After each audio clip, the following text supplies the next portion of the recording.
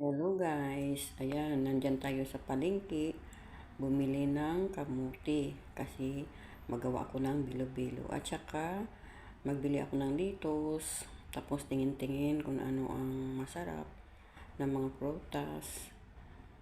Ayan, mayroong orange, mayroong gusto ko yung pinya na pero ang mahal. Nagulat ako guys kasi bihira na lang ako mamalengke kasi sa sobrang init ba. Ayan. Ang dami mga pero nagulat ako ng mga price na biglang tumaas.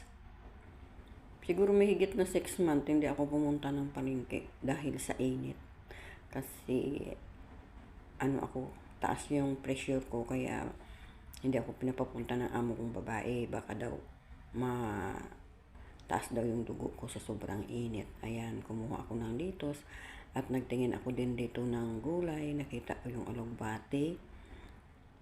Tapos mayroon din saluyot at saka kangkong. Kaya bumili ako dyan guys na saluyot, kangkong at saka alugbati. Para ako'y magulay. Thank you for watching.